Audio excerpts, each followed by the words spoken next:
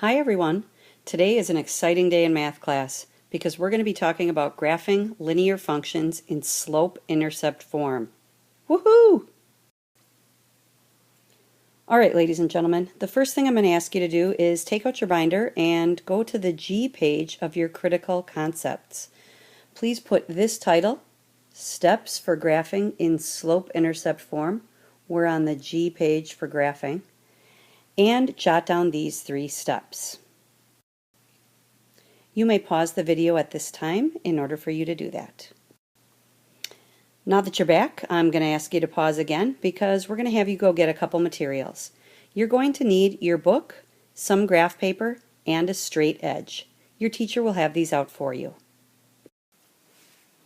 Alright, you guys, you're going to want to turn to page 196 in your book, and we're going to take a look at problem 1 together. Alright, you can see that the problem, the equation is y equals negative 2x plus 10. Following your steps for graphing in slope-intercept form, step number 1 says plot the y-intercept b on the y-axis. Well, we know that our y-intercept b is 10. Remember, if we write that in coordinate form, that means we've got the point 0, 10, and we're going to graph that on the y-axis. Our second step says use the slope to create more points. Okay, our slope, m, in our equation is negative 2. I'm going to want to write that as a fraction so that I can have a rise over run. So I'm going to change negative 2 to negative 2 over 1.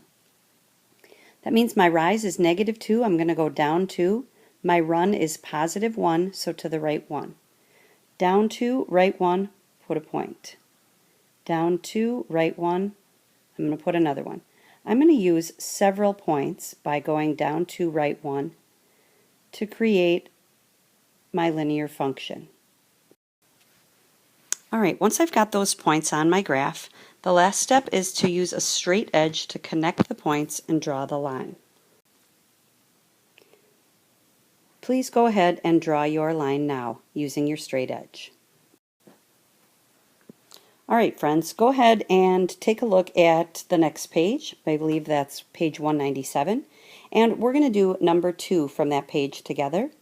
Remember that our first step is to identify and plot the y-intercept. So from my equation, I can see that b equals positive 3. Remember, that's the ordered pair 0, 3. And I'm going to go ahead and plot that on my graph. My next step is to use the slope in this problem. Our slope is negative 5 over 2. That means I'm going to be going down 5, right 2, and drawing some more points. So down 5, right 2, and put a point. I'm going to do that again, down 5, right 2, and put a point. Now, if I wanted to create more points on my graph, but I was out of space, I could do that by creating a slope that's equivalent to negative 5 over 2. I can do that by using my same numbers, but the opposite sign. So instead of negative 5 over 2, that would be positive 5 over negative 2. I'm going to go back up to this starting point on the y-axis, and from here I'm going to go up 5 and left 2 and create a new point. You can see that that will still line up with the other points I created. Please grab your straight edge and connect and draw your line now. At this time, ladies and gentlemen, we would like you to pause your video and complete questions 1 and 3 as 2 of your checkpoint questions for this lesson. When you're done, please resume the video. Alright, at this time you're going to need some paper, some graph paper, and your straight edge. These problems are not in your book. Okay, we can still graph equations that are not in slope-intercept form by getting them into slope-intercept form, then identifying the m and the b and graphing. So problem A, the equation is y equals 3 minus x. Technically, we are not in slope-intercept form because slope-intercept form means it's going to look like this. Y equals mx plus b.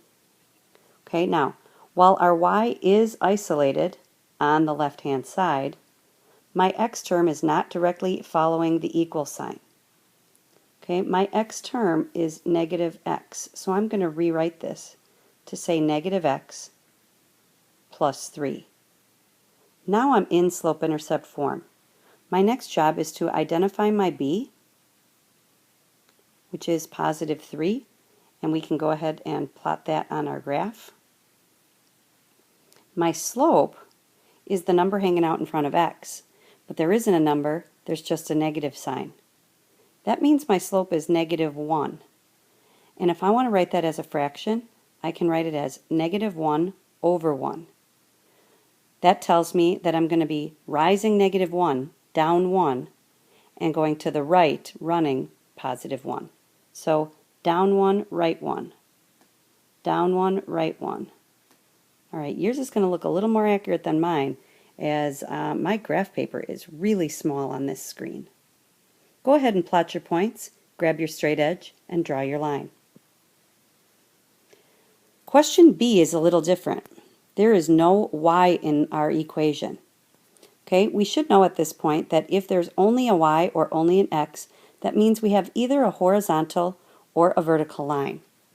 Sometimes I get confused about which one is which. The easiest way for me to remember is to create an xy table. Since my equation says x equals negative 5, I know that means that no matter what, x will always be negative 5. So I'm going to throw a couple negative 5s in the x column. My y values can be whatever I choose them to be. So I'm going to pick, I don't know, 3, how about 0, and maybe a negative number. How about negative 4? Okay, I can now plot these as ordered pairs, and I'll know what my line looks like. Okay, so if I plot negative 5, 3, I'm going to go left 5, up 3, and put a point. Okay, my next point, negative 5, 0, I'm going to go left 5, up and down none, and put a point. That one's right on the y-axis. I'm sorry, on the x-axis. My last point, left 5, down 4, and put a point. If I connect these, I can see I have a vertical line. I'm still asked to identify my slope. Slopes of vertical lines are undefined. And I'm still asked to identify B. Remember, B is where the line crosses the y-axis.